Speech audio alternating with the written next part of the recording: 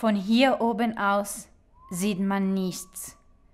Manche sagen, sie ist da unten, und es bleibt uns nicht übrig, als es zu glauben.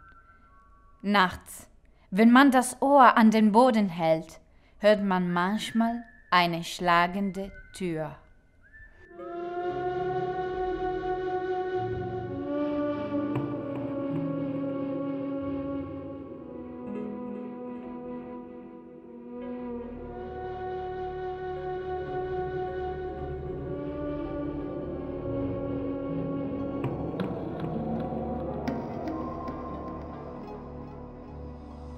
Raues und vom Wind gepeitschtes Land, Felsen und Klippen, die plötzlich nach unten ins Meer rutschen. In dieser extremen Einbuchtung der Adria, dem antiken Caput Adriae, beginnt die Geschichte von Triest.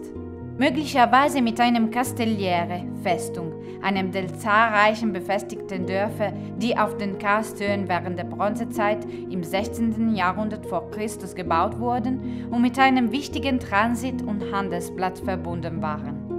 Die Annahme, dass der Name Tegeste, der von der Sprache der antiken Veneter stammt oder abgeleitet wurde, wurde bewiesen und wies dabei auf ein Gebiet hin, wo es dank eines Netzes von frühgeschichtlichen Wegen und Anlegeplätzen an der Küste leichter war, einen Markt abzuhalten. Scheinbar, so sagt der griechische Geograph Strabon, aus seinem Frurion, einem befestigten Ort zur Überwachung einer Grenze. Bei den vielen Vermutungen gaben Quellen und Fundstücke die Gewissheit, dass Triest im 1. Jahrhundert vor Christus eine römische Kolonie war. Rom war schon immer in der Po-Ebene und dem venetischen Land präsent, zu denen ein starker Bund der Allianz bestand, und so begann seinen Einfluss über neue Gebiete zu erweitern, im Norden über die Alpen hinaus und nach Osten. Das, was von der römischen Anlage heute noch im Rahmen der modernen Stadt übrig ist, imposante Überreste oder dem Boden entrissene Stücke, ermöglicht uns teilweise die Form zu rekonstruieren, die über die Zeit von der schwierigen natürlichen Landschaft der Stadt vorgegeben wurde.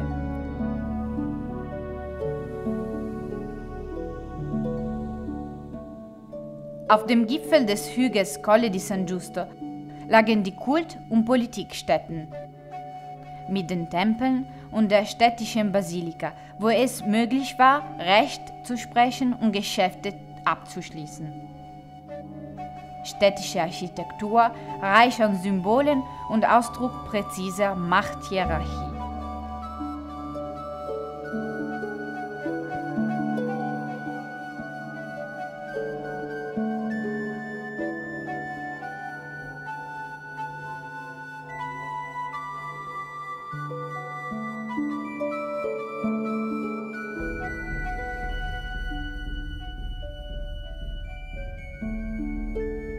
Das Forum genoss den Blick zum Meer.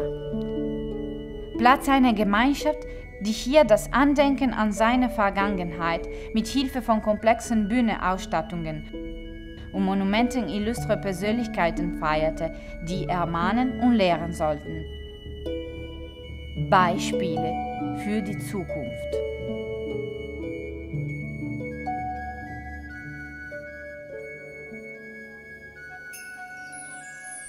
An dem steilen Hang wurden zur Küstenlinie hin abfallende Terrassen angelegt und das gewohnte, rationale Kriterium, das die Römer zur Einteilung des Raums entsprechend den geraden Achsen nutzen, ermöglichte eine maximale Ausnutzung des Baugeländes.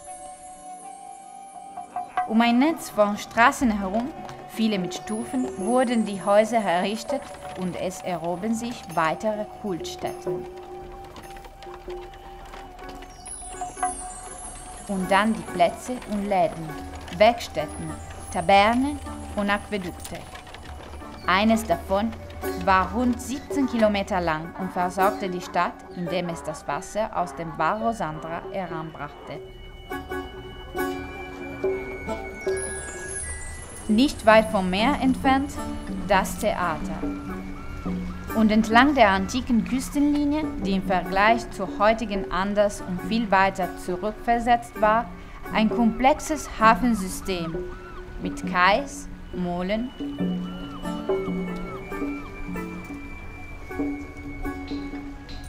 und Lagern, in denen die von den Schiffen gelöschte Ware gelagert wurde.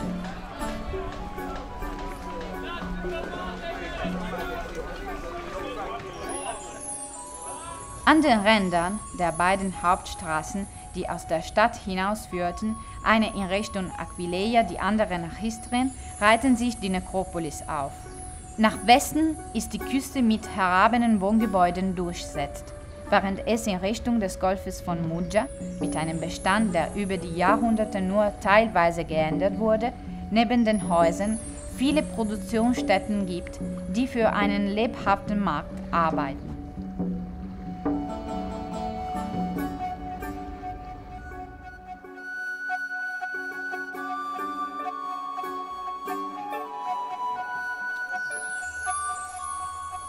Was ist nun heute von dieser Stadt übrig, die zwischen dem 1. und 2. Jahrhundert nach Christus ihre Blütezeit erlangte?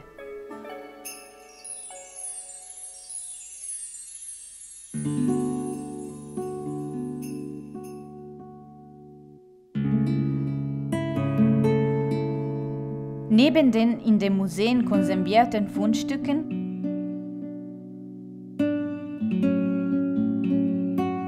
und den Monumenten, so wie es neuere archäologische Untersuchungen ans Licht gebracht haben,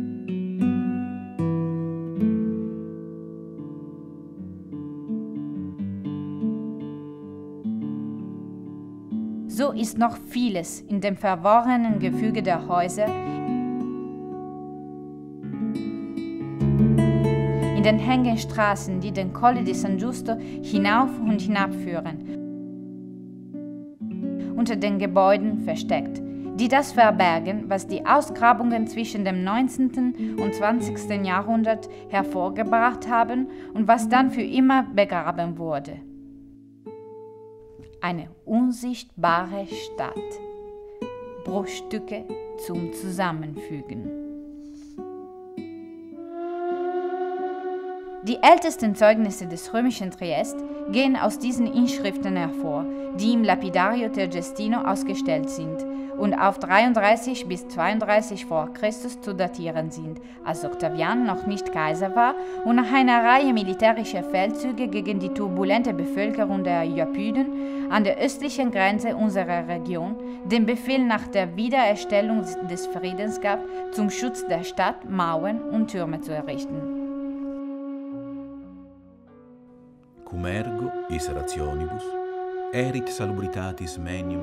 Der für die Errichtung der Mauern gewählte Ort sollte sich auf fruchtbarem Gebiet befinden, um durch reiche Ernten die Versorgung der Bevölkerung zu gewährleisten. Welche der römischen Mauerngüter von Triest ist noch nicht geklärt. Die zutage kommenden Überreste zerstreuen die Zweifel der Archäologen nicht. Vielleicht folgten sie dem Verlauf dessen, der heute die Via Rota ist und über Treppen vom Colle di San Giusto hinabführt. Könnte die Kulisse der Häuser den antiken Verlauf der Mauer verstecken?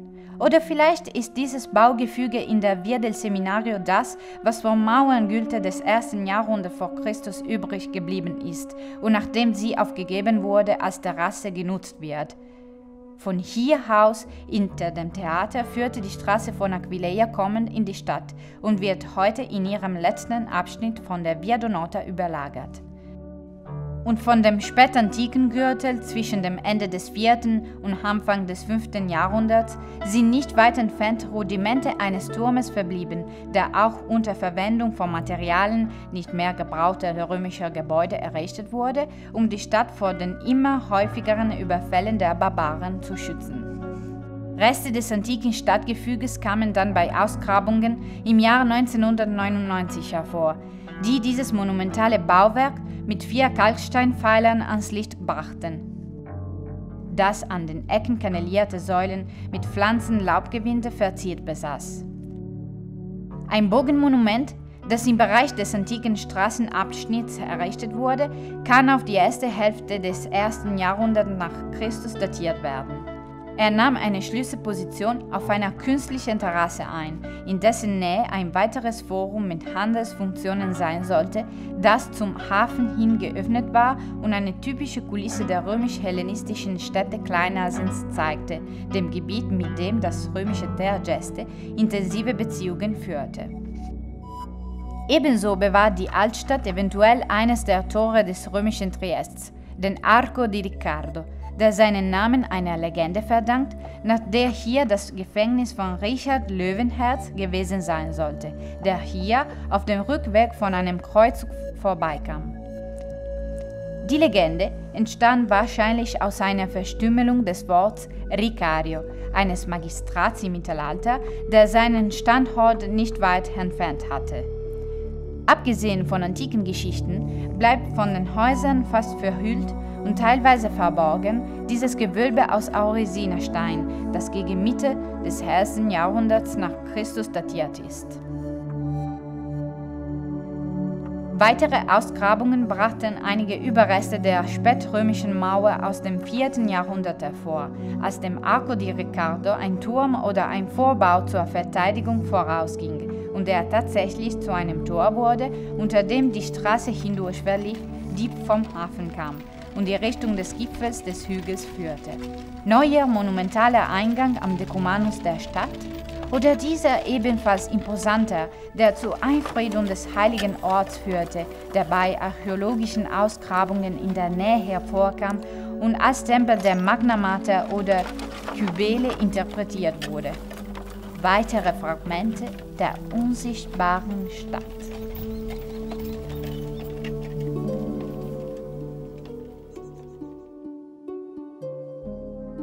Leicht zu verteidigen und mit einer Kontrolle, die von der Hochebene über den gesamten Golf reichte. Ein sonniger und vor allem vor der starken Nordostwinden geschützter Hang. Die römischen Architekten wählten für Triest einen Ort mit vielen Möglichkeiten. Eine umfassende Dekoration mit Laubgewinde und Waffenreliefs.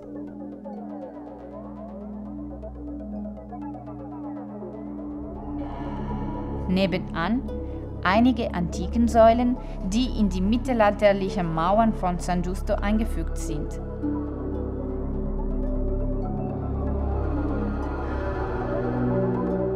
Weitere an der Basis des Glockenturms.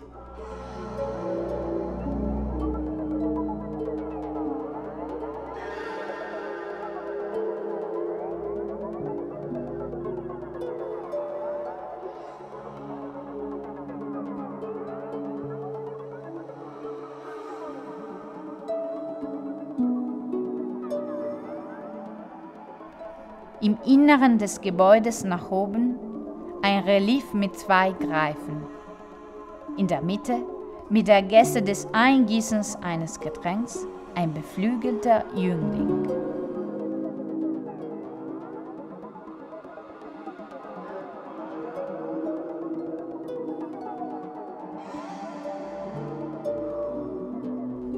Orto Lapidario, ein unterirdischer Gang, der in den Boden hineingeht und die noch versteckten Überreste einer Treppe.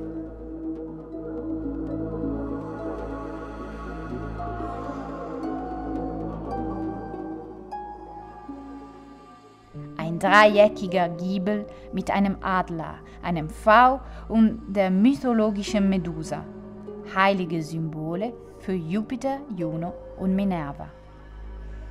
Die enorme Basis eines Reiterdenkmals, das Valerius Festus Quirinalis gewidmet ist, Prokonsul der Provinz von Asien. Bruchstücke, um das zu rekonstruieren, was heute die Kathedrale von Triest versteckt.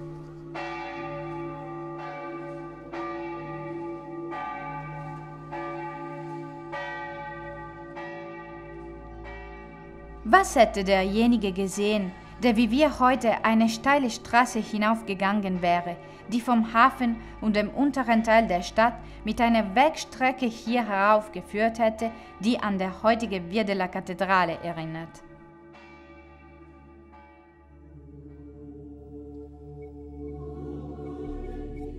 ein monumentaler Eingang. Ein Propyläum mit einer zentralen Treppe, an den Seiten 2 Vorbauten mit korinthischen Säulen, die eine reiche Verzierung mit Waffenfriesen und Plinten tragen und innen mit religiösem Charakter.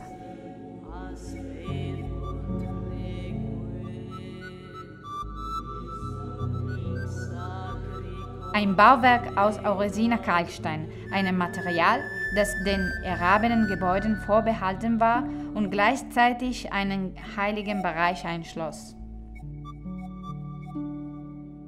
Möglicherweise war es der kapitolinischen Trias gewidmet, Jupiter, Juno, Minerva, die 3 Symbole des Giebels darstellen und was den alten, dem Gebiet verliehenen Namen Caboro von Kapitolium bezeugte.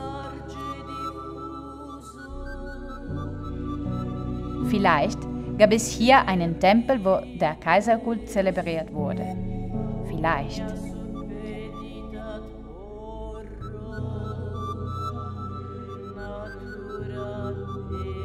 Die archäologischen Ausgrabungen konnten nicht gänzlich die Form und vor allem die Funktion dieses Gebäudes klären, und einige Gelehrten verfechten die Meinung, dass das Gebiet des Tempio Capitolino möglicherweise das war, auf dem dann die heutige Burg errichtet wurde.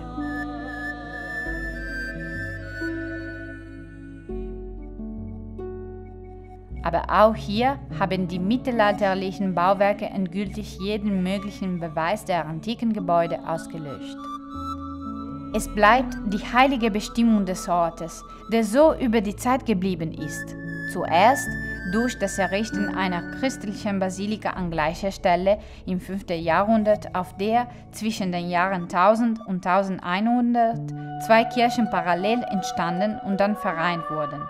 Aus diesen Kirchen entstand die Anlage aus dem 14. Jahrhundert der aktuellen Kathedrale. Das, was die Zeit nicht auslöschen konnte, ist der von den römischen Architekten gewählte Platz, um den Komplex der Basilika und des Forum zu errichten, wobei durch die Wiederverwertung antiker Bruchstücke teilweise die Aufrisse der Säulen rekonstruiert wurden.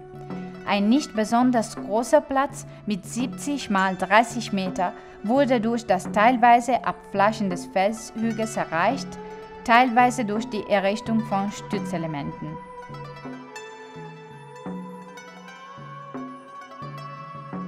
Außergewöhnlich war die Größe der Basilika mit 88 Metern Länge und fast 24 Metern Breite, in der wahrscheinlich wegen des schwierigen Klimas viele Aktivitäten stattfanden, die normalerweise im Freien im Forum abgehalten worden wären.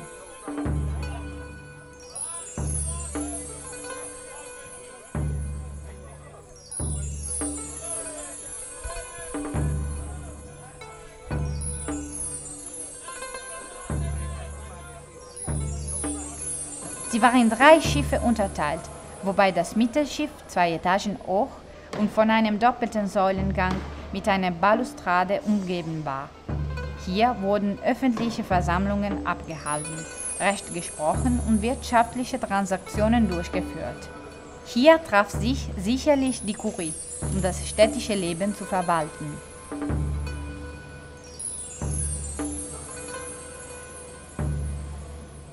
Aus dem Forumkomplex stammen die Köpfe von Jupiter und der Medusa, die im Lapidario Tergestino der Burg aufbewahrt werden. Viele ähnliche wurden in Aquileia, Pola und Zara gefunden.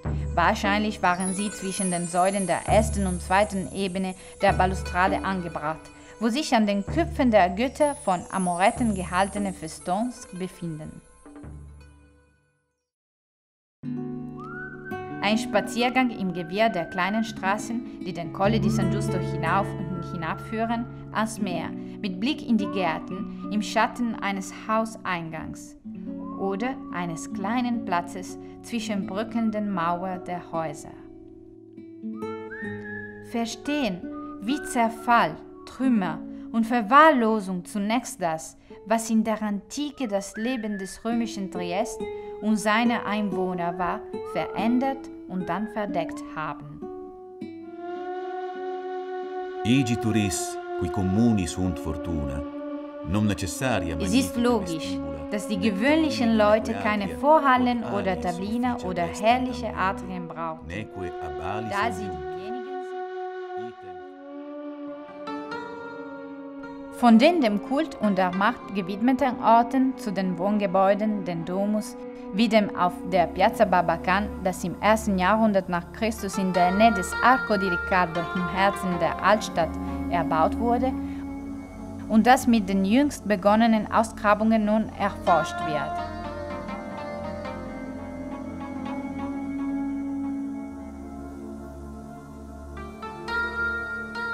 Ein edles Wohngebäude, so sehr ausgedehnt, dass die Archäologen bereit annehmen, dass die weiter unter an der Piazza Trauna gefundenen Überreste bei der Ausgrabungsstätte von Crosada Teile des gleichen Komplexes sind. Das am meisten zum Bau von Mauern verwendete Material waren Sandsteinblöcke, die mit Mörtel verbunden wurden. Ziegel wurden nur selten gebraucht.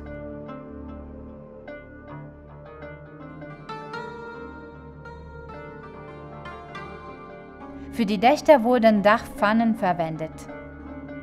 Um die Innenhöfe herum, wie es in Mittelitalien sehr verbreitet war, erstreckten sich die verschiedenen Räumlichkeiten. Ein in sich geschlossenes Haus.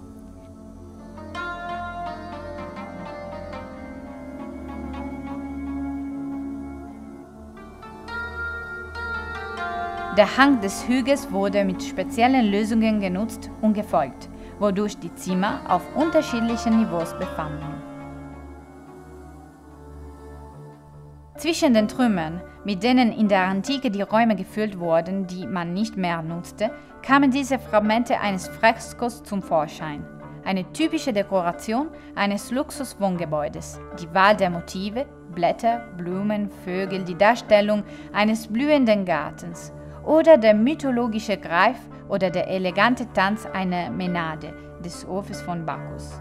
Die Verwendung von Farben wie Zinnoberrot, das selten und teuer war, zeugen von dem Wunsch des Eigentümers, das Haus besonders prunkvoll zu gestalten, das neben teuren Einrichtungsgegenständen wie diese Bronzelaterne einfachere Keramik, Teller, Töpfe, Schmortöpfe und Pfannen zum Kochen zurückgab.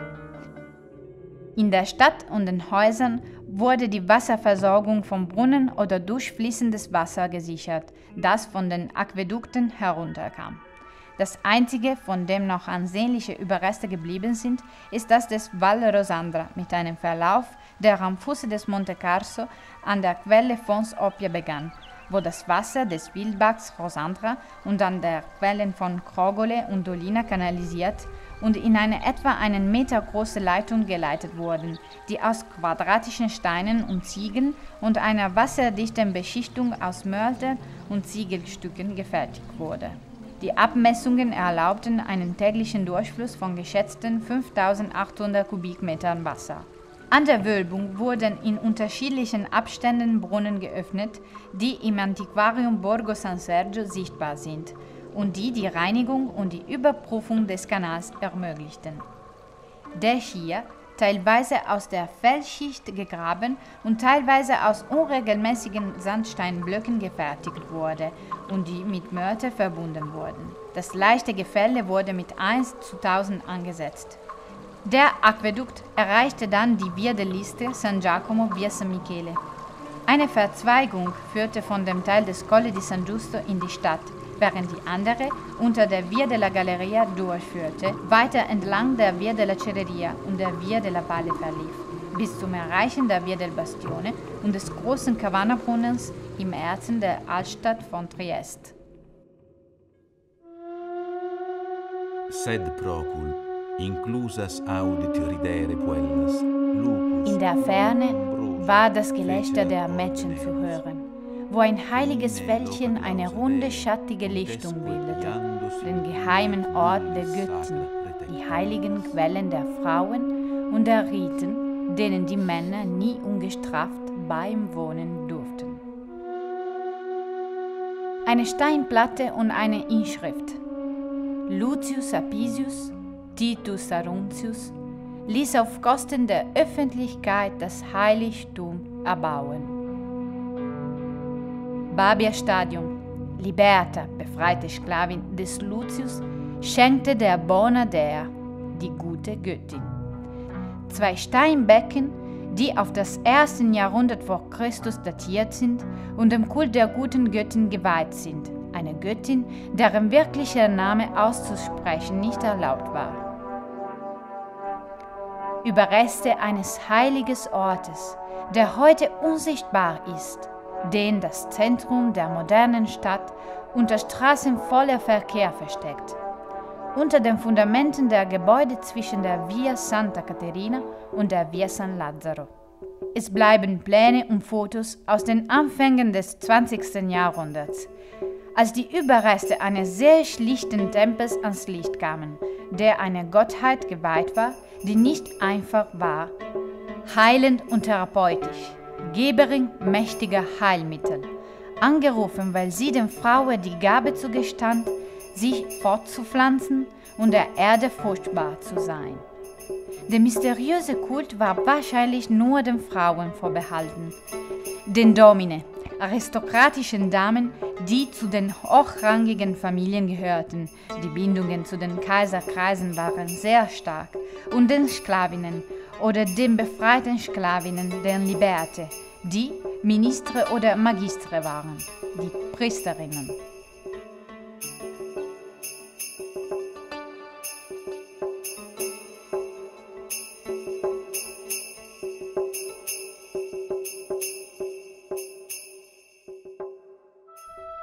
In San Sabba, einem Stadtviertel von Triest, geht die Stadt in die Peripherie über und bestand neben der industriellen Architektur des vergangenen Jahrhunderts. Genau hier, gegen Ende des 19. Jahrhunderts, in der Nähe einer fast unsichtbaren Küste, wurden antiken Überreste gefunden, die jahrzehntelang als eine Fullonica zugehörig interpretiert wurden, eine Art Textilindustrie der Antike. Neue Annahmen sprechen hingegen von einer Anlage zum Pressen der Oliven, die in der Nähe des Meeres errichtet wurde und an ein Wohnhaus und einen Anleger angeschlossen war. Von diesem Aufriss eines fernen Lebens blieben nur Bruchstücke, wie dieser vornehme Frauenkopf.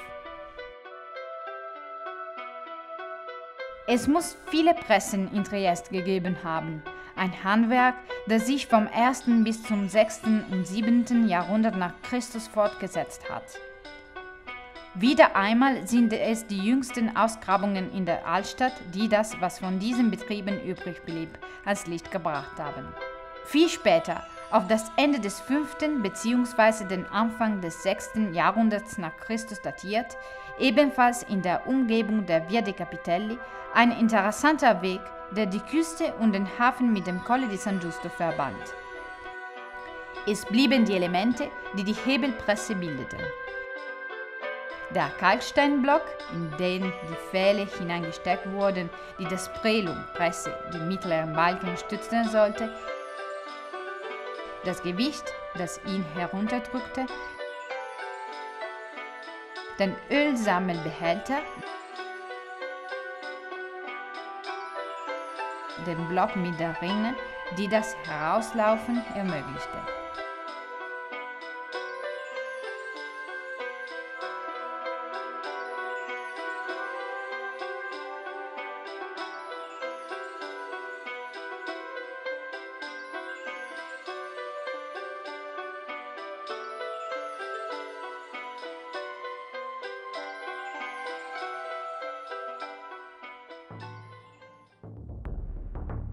Die Reste eines Hafenkais, der sich heute abseits der Küstenlinie befindet, die zur Römerzeit jedoch nicht weit entfernt vom Fuße des Colle di San Giusto verlief. Ein weiteres Fragment der unsichtbaren Stadt.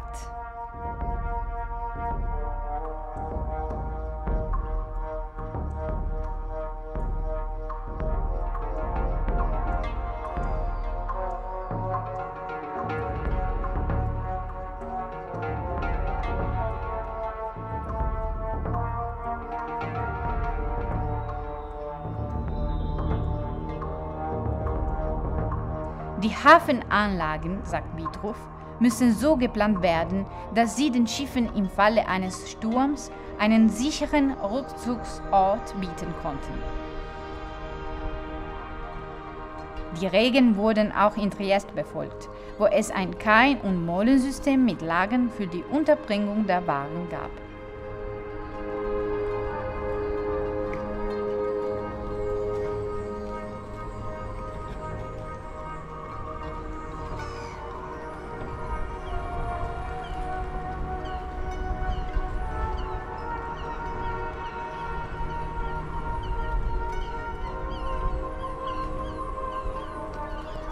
Rundherum empfahl Vitruv weiter, sollten Bogengänge oder Werften mit Zugang zu den Emporen und an der einen und der anderen Seite der Eingangsmole errichtet werden, als Türme, von denen aus mittels Winden die Ketten gespannt werden können. Wer weiß, ob die Lanterne, der erste Leuchtturm der österreichischen Triest, der 1833 in Betrieb genommen wurde, einen davon im Inneren versteckt. Cum forum constitutum fuerit. Nachdem das Forum erbaut wurde, ging man zur Wahl des möglichst dienlichen Ortes über, wo das Theater erbaut werden sollte. Das, was von der Venus-Statue übrig blieb. Ein Fragment des Bacchus. Und dann Äskulap, der Gott der Heilkunst, eng verbunden mit den heilenden Gewässern zusammen mit Hygeia, seiner Gefährtin und Göttin der Gesundheit. Und weiter Apoll. Und ein liegender Silen.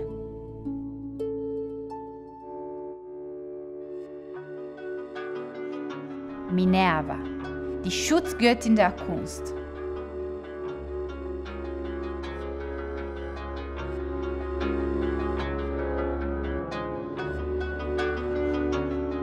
In der Nähe, fast als ob sie ansehen würde, eine Büste eines hohen Offiziellen, vielleicht Quintus Petronius Modestus, in Triest geboren, Handlungsbevollmächtiger des Kaisers Trajan, an den in 3 Epigraphen als derjenige erinnert wird, der das Theater umgebaut hat.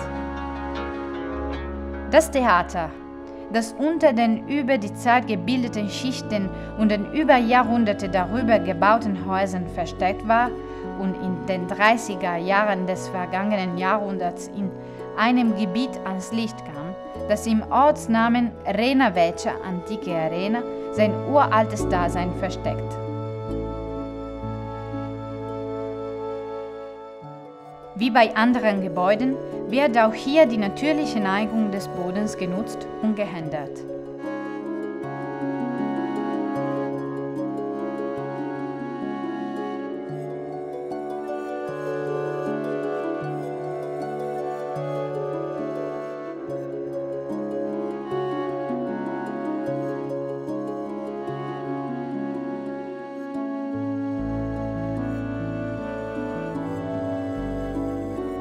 Und genauso müssen wir es uns während der Zeit seines höchsten Glanzes nach den Maßnahmen des Quintus Petronius Modestus vorstellen, in den ersten Jahren des 2. Jahrhunderts nach Christus.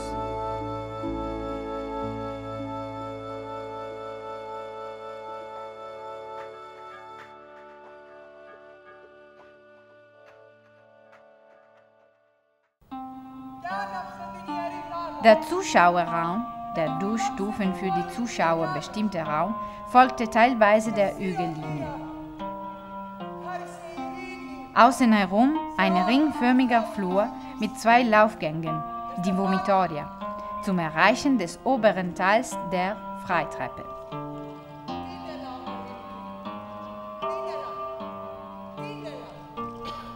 Rundherum eine mächtige umlaufende Mauer, die etwa 15 Meter hoch war.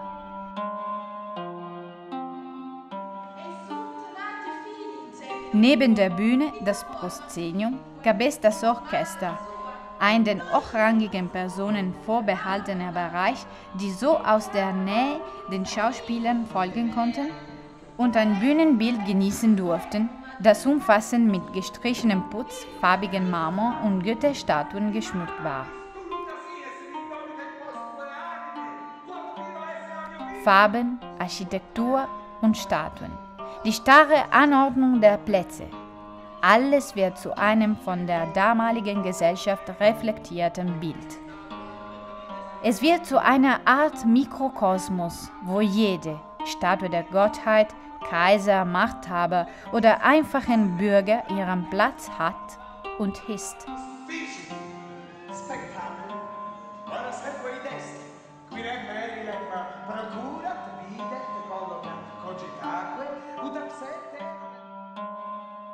Draußen, entlang des Porticus Post Scenam, die Aussicht auf das Meer, von dem das Theater nur durch die Küstenstraße getrennt war.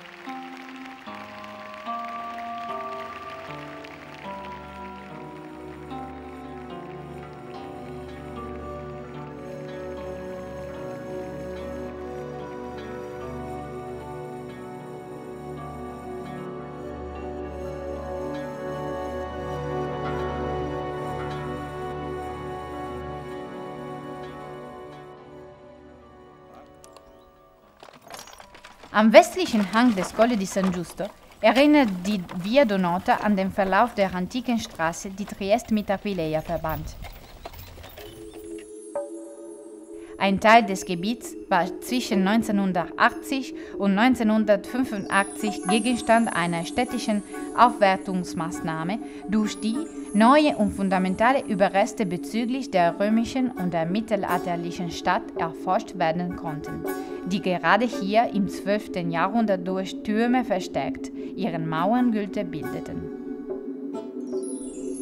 Und die Zeit hat, Schicht um Schicht, auch diese Fragmente bewahrt, die zwischen dem Ende des 1. Jahrhunderts vor und den Anfängen des 1. Jahrhunderts nach Christus ein mehrstöckiges Haus waren. Dann ändert sich die Bestimmung der Plätze. Auf dem mittlerweile verlassenen und eingestürzten Haus wird eine große Toteneinfriedung errichtet, mit einem zentralen Denkmal für eine reiche Familie des 2. Jahrhunderts nach Christus. In der Zeit zwischen dem 4. und 5. Jahrhundert, innerhalb und außerhalb der Einfriedung, weitere Gräber, Cassonegräber, Grubengräber oder in Amphoren. Diese wurden vor allem für die sterblichen Überreste sehr junger Personen verwendet. Eine Grabstätte, die einen offensichtlich verlassenen Teil der Stadt einnahm und bis zum 6. Jahrhundert weiter und diesmal auf chaotische Weise mit neuen Gräbern versehen wurde. Viele Gräber waren von Kindern und von einem Mädchen von 3 oder 4 Jahren war das Grab, das in der Via Crosada entdeckt und auf etwa das 3. Jahrhundert nach Christus datiert wurde.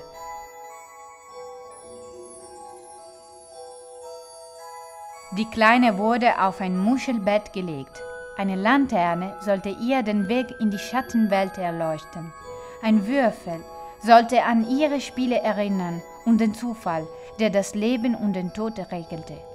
Teil der Beigabe, ein seltenes und außergewöhnliches Fundstück, war auch ein Ei, ein uraltes Symbol der Wiedergeburt. Eine im Mittelalter verbreitete Praktik, die Wiederverwertung dessen auf verschiedene Arten, was in Ruinen oder Bruchstücken von der Antike blieb.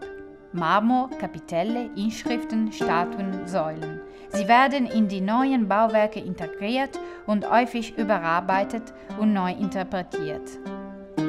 Im 14. Jahrhundert wurde diese Stele der Barbi ein Grabdenkmal einer der reichsten und wichtigsten italienischen Händlerfamilien für das Portal der Kathedrale von San Giusto verwendet.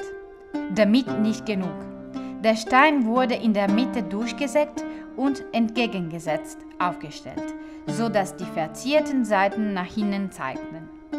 Über die Familie Barby wurde auch in Aquileia und in Istrien dokumentiert, dass sie bei der Erschließung von wichtigen Latifundien und im transalpinen Verkehr aktiv war.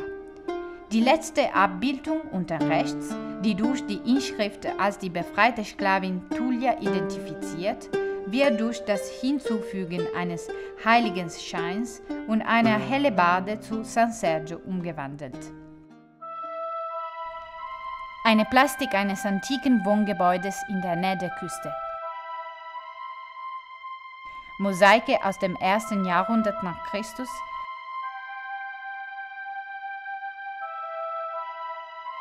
Weiße und schwarze Steinchen, die geometrische Böden mit raffiniertem Geschmack darstellen.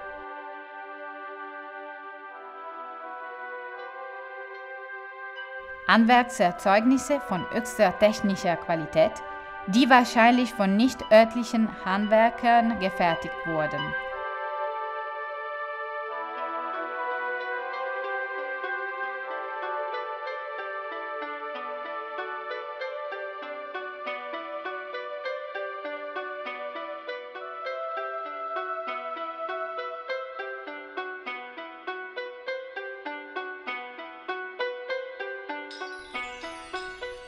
Und dann Ziegelstücke mit dem Siegel einer großen Familie der römischen Aristokratie, die Crispini, zu denen Calvia Crispinilla gehörte, eine Persönlichkeit der Machtelite in Rom, über die gesprochen und getratscht wurde, die Tacitus als Meisterin der Gelüste Neros erwähnt.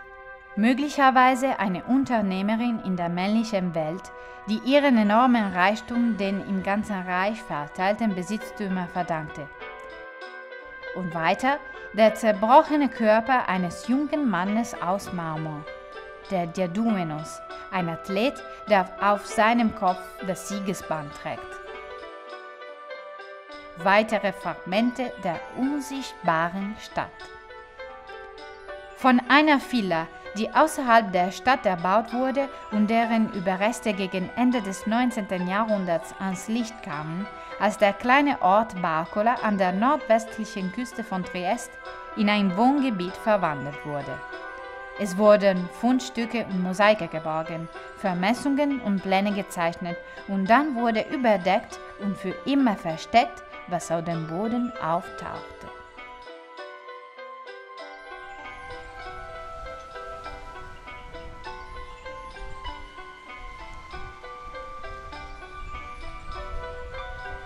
Ein grandioser Komplex, der vom Meer den Hang des Hügels hinaufsteigt, gefolgt von einer Ebene mit spektakulärem Panoramaeffekt und Räumen, die Luxus und Macht zur Schau stellten.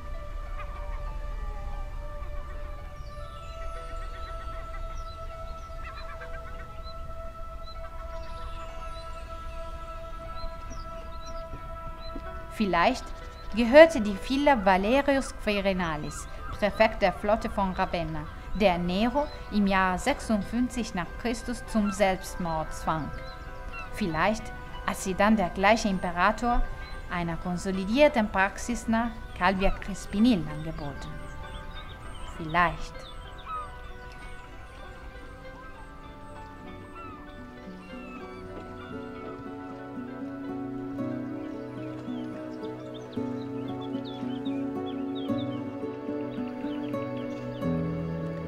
Der Garten muss herrlich gewesen sein.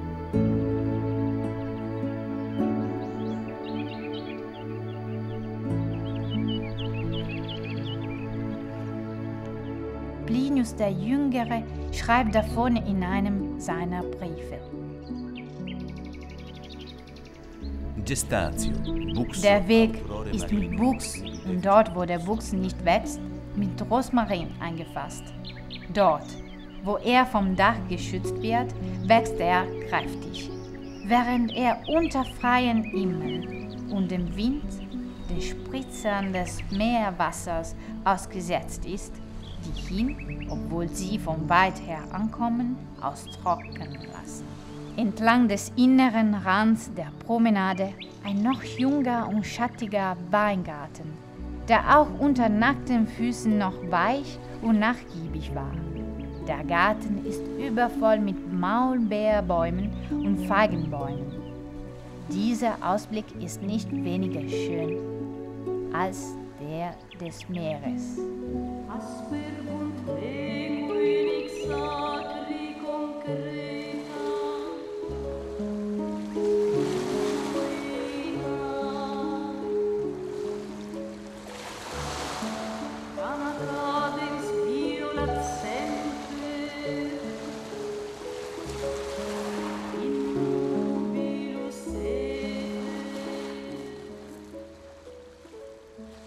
Von hier oben aus sieht man nichts.